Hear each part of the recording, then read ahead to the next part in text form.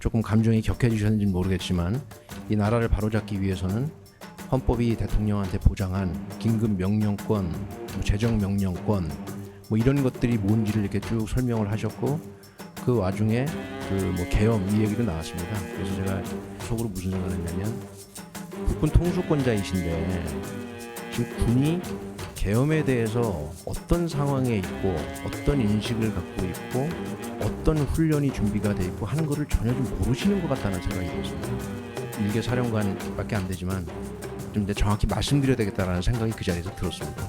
군은 전시가 됐던 평시가 됐던 계엄 훈련 한 번도 안 해봤습니다. 아무리 헌법이 보장한 대통령이 갖고 계시는 비상조치권이라 할지라 그래도 군은 불가능합니다. 군의 실태를 말씀드립니다. 그럼 제가 왜 무릎을 꿇었을까요? 제가 일개 사령관밖에 안 되는데 대통령님 앞에서 그런 얘기를 하면 제가 뭐가 되겠습니까? 무례한 발언을 내가 했구나 하는 생각도 들고 해서 죄송한 마음도 있고 또 급하게 술도 한두 잔 들어간 게 있어서 감정이 격해져서 제가 무릎 꿇고 그리고 말씀드렸습니다. 네, 두 분과 짚어보겠습니다. 박원석 전 국회의원, 김근식 전 국민의힘 비전전략실장 나오셨습니다. 어서 오십시오. 안녕하세요.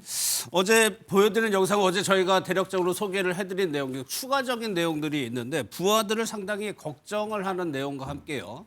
계엄 당일에 방첩사령관 내부 인원들이 술을 마셨다는 얘기를 언급을 합니다. 그 내용 한번 들어보도록 하겠습니다. 뭔가 잘못 판단하고 책임질 일이 있으면 당연히 책임져야 되겠지만 우리 방첩사 부하들, 내 사랑하는 부하들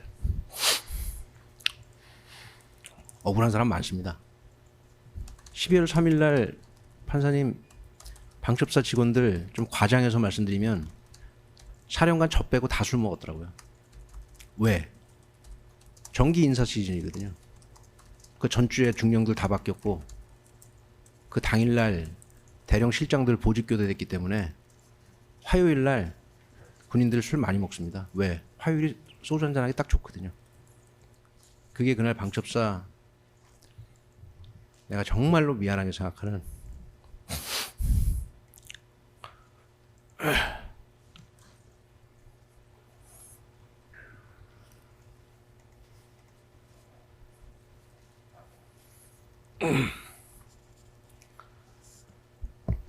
우리 부하들 사이에서 벌어졌던 일입니다.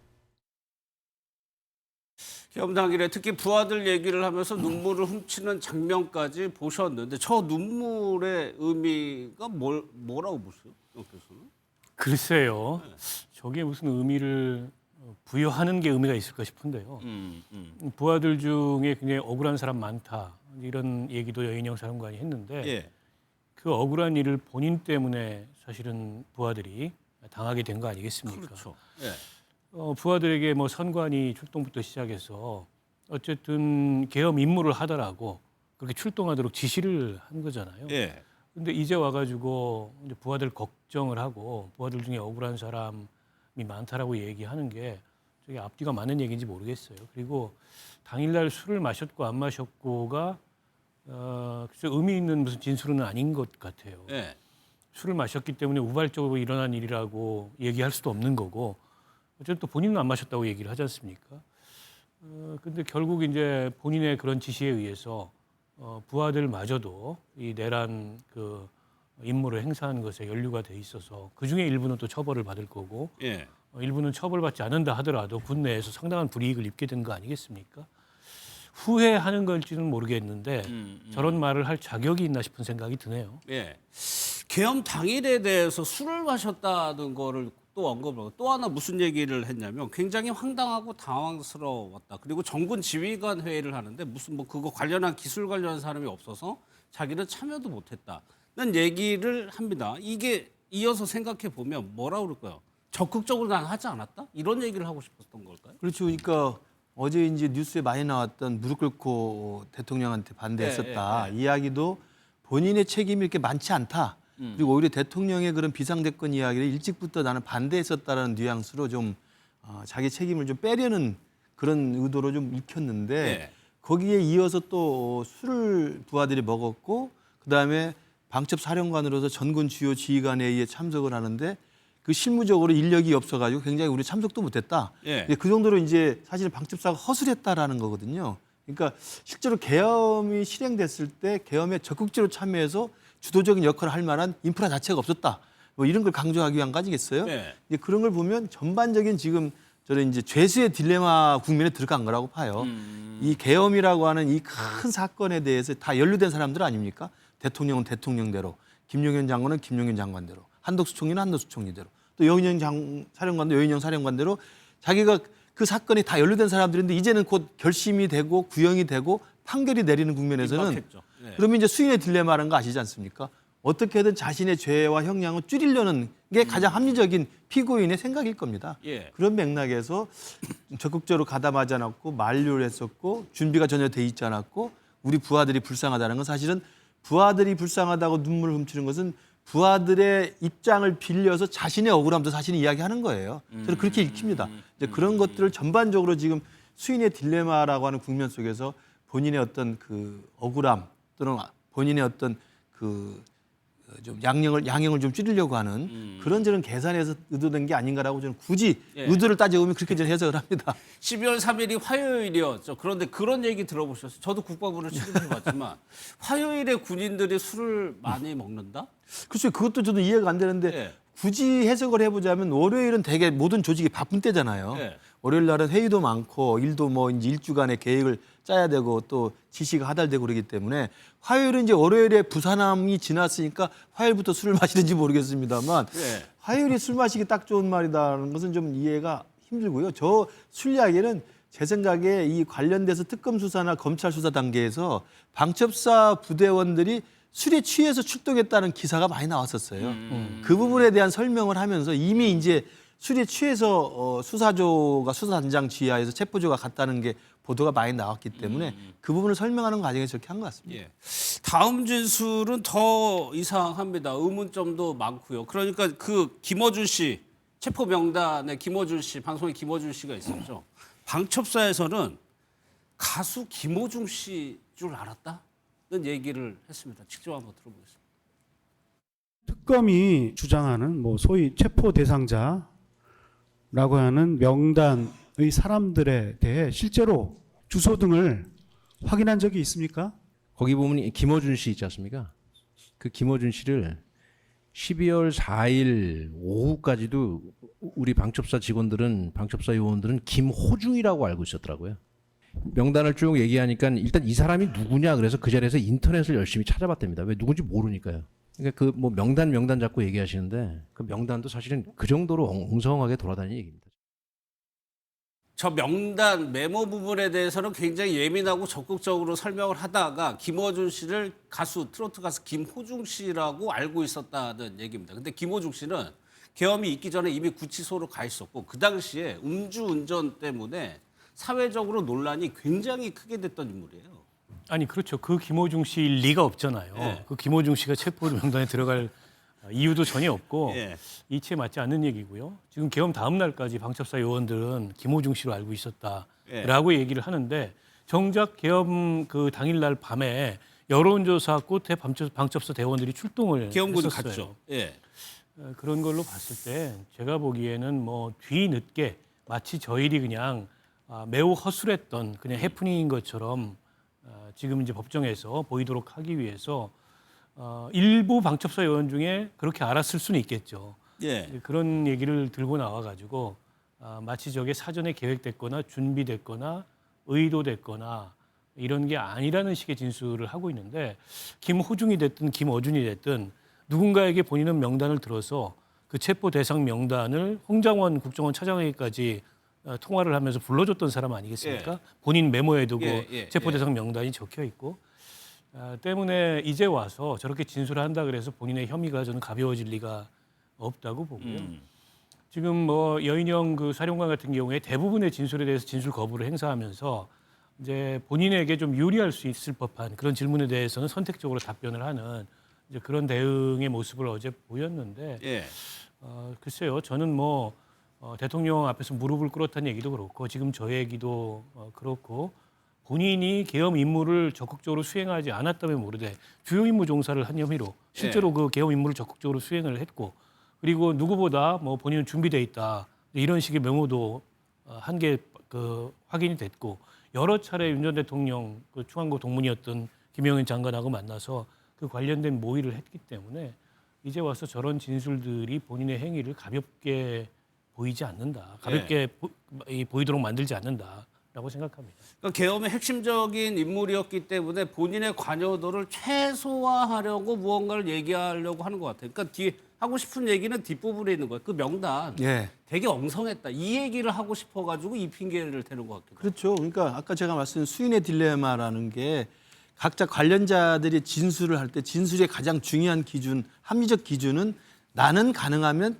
형량이 덜 나오는 방향으로 해야 된다. 예. 라는 게 이제 사실은 피고인들 사이에는 당연히 형성이 되는 거거든요. 이제 그런 맥락에서 여인영 방첩사령관도 내란 혐의와 관련돼서 당시 계엄 사태에서 중요한 임무를 종사했던 사람인데 이제 결심이 다가오고 선고가 다가온다고 한다면 그 입장에서 그런 수인의 딜레마를 합리적 입장에서 자신의 죄를 조금이라도 좀 경감시키려고 또 경감이 가능한 그런 진술을 하고 있는 것으로 보여요. 그러니까 굉장히 그 명단도 어리숙했고 예. 우리 대원들도 어리숙했고 인프라도 어리숙했고 준비도 안 했고. 훈련도 안 해봤고 그리고 사실은 대통령한테 나는 미리 좀 말렸었고 예. 뭐 이런 것들이 다 그런 정황 속에서 나온 저는 진술이라고 봅니다. 물론 그 진실 속에 팩트도 있고 사실도 있겠지만 예. 그 진술의 전반적인 포장은 그런 식으로 하는 게 아닌가 이렇게 생각합니다. 김호중 씨뿐만 아니라 뭐라고 했냐면 수사단장이 있나 봅니다. 정치에 관심이 없어서 우원식이 국회의장인지도 몰랐다고 진술했어요.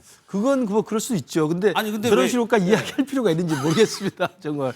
아니 군인들 휴대전화 다 들고 다니는데 모르면 휴대전화에 쳐보면 바로 나오잖아요. 1초 만에. 글쎄요, 저 얘기도 좀 믿기 어려운 얘기고요. 예. 어쨌든 계엄이라는 어마어마한 말하자면 상황에서 현장에 출동을 했던 군인들입니다. 예. 그런데 우원식이 누군지도 모르고 공간 앞에 찾아가고 국회로 계엄군이 출동하고 이게 말이 안 되잖아요. 그러니까 이제 와서 본인의 혐의를 가볍게 보이도록 하기 위해서 예. 본인한테 유리한 진술을 더군다나 신빙성이 그렇게 떨어지는 돌아다니는 얘기들 누가 이렇게 얘기했다, 누가 저렇게 얘기했다라는 걸 가지고 저렇게 법정에서 진술을 한다 그래서 저게 큰 의미가 있거나 아니면 형의 경감 사유가 되거나 그러기는 어렵다고 봐요. 예. 명단도 표현을 돌았다고 표현을 하죠. 예. 또 하나, 그러니까 유독 여인영 사령관이 이 명단 메모에 대해서는 이렇게 좀 어이없는 해명을 하기도 하고 격분을 하기도 합니다. 이게 그만큼 중요하다는 아마 의미일 겁니다. 영상을 좀 보겠습니다. 제가 쓴 메모 중에 누구한테 보내거나 누구한테 지시하거나 그렇게 한 거 저는 전혀 기억나지 않습니다. 혼자 그냥 끄적끄적거린 겁니다. 그 조각들 중에서 취사 선택을 해서 왜 멋대로 스토리라인을 만듭니까? 정말로 답답하고 정말로 억울하고 저의 생각과 의도는 전혀 그렇지 않음을 이 자리에서 말씀을 드리면서 메모와 관련된 것은 제 형사재판과 관련돼 있기 때문에 모두 다 증언 거부하니까 더 이상 저한테 물어보지 마십시오. 뭐 이건 관계가 없다라고 하시면 되지 또 다른 공격적인 태도로 그렇게 하시면 그런 부분에 대해서는 이쪽에서도 그 상황을 쉽게 받아들이기는 좀 어렵지 않겠습니까?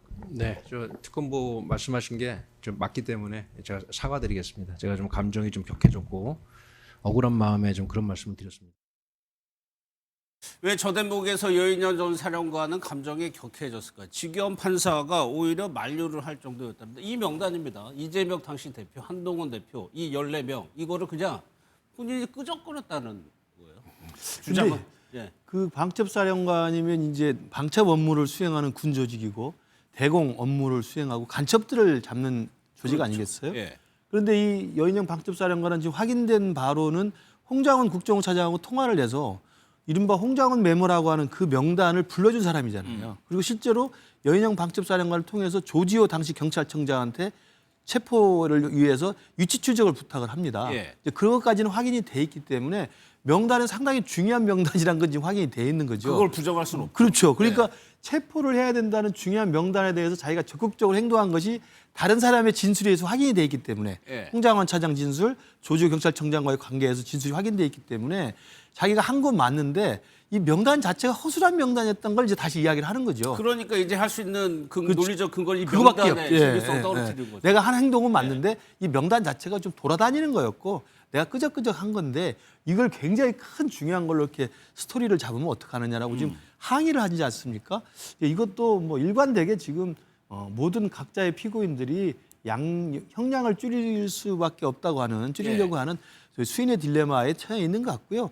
저는 그 여인영 방첩 사령관이 저런 메모들을 돌아다니면서 자기가 한 게 아니고 누구한테 뭐 받았다라고 이야기하면서 또 정작 물어보면 아시지 않겠습니까? 누군지 짐작되지 않습니까라고 이야기하는 것도 이것도 결국 자기가 한 건 아니고 그런데 누구한테 받았는지는 내가 뭐 굳이 밝히지 않겠다 이렇게 하는 거니까 저 재판이 지금 윤석열 그 내란 혐의 재판의 증인으로 나온 거 아니겠어요? 그런 것들 감안해 보면 다 이제 각자 도생의 재판에 임하는 전략들이 지금 다 발동하고 있는 게 아닌가 생각이 듭니다. 그러니까 그 명단을 들었냐고 했으니까 이제 김용현 전 장관에게 들었냐고 특검이 물어보니까는 누군가에게 듣긴 했지만 이 자리에서 얘기하지 않겠다고 얘기했거든요. 그러면서 추정은 가능할 거다라고 얘기를 했어요. 글쎄요, 뭐 추정 가능한 누군가라면은 윤석열 전 대통령밖에 더 있겠습니까? 근데 본인 입으로 윤 전 대통령이라고 얘기는 하지 않고 하지만 윤 전 대통령을 시사하는 그런 화법인 것 같아요. 그러니까 어제 그 윤 전 대통령하고 법정에서 대면했을 때 여인영 그 사령관이 했던 진술이 윤 전 대통령에게 결코 유리하지 않는 진술입니다. 그래서 앞서 유리하지 않은 진술. 유리하지 않은 진술이죠. 앞서 뭐 김근식 교수가 얘기했듯이 이제는 각자 소송 단계에 접어든 것 같고 어떻게 보면 윤 전 대통령이 자신의 책임을 부하들한테 전가하려는 그런 태도를 먼저 보였어요. 지난번에 홍장원 국정원 차장하고 신문하는 과정에서 여인영 그 사령관이 전화로 불러준 명단에 대해서 좀 이상하게 생각하지 않았냐. 이 방첩사령관으로서 그런 얘기를 한다는 게 자격이 없거나 좀 이상한 사람이라고 생각하지 않냐. 이런 식의 질문을 던져서 홍장원 차장이 거꾸로 피고인은 지금 그러면 부하한테 책임을 전가하는 거냐. 근데 이런 반론을 제기하기까지 했지 않습니까? 이런 단계까지 왔다면 이제는 뭐 각자 자기 살 길 찾는 그런 단계로 향후의 재판이 전개될 가능성이 굉장히 높다고 보고요. 지금 여인영 사령관이 윤 전 대통령임을 누구도 짐작할 수 있는 하지만 이름을 직접 언급하지 않으면서 추정 가능한 누군가를 언급한 건 뭐 그런 심리의 발현이 아닌가 싶습니다. 저게 윤 전 대통령이 있어서 그랬을까? 아니면 그게 실제로 얘기하는 게 도움이 안 된다고?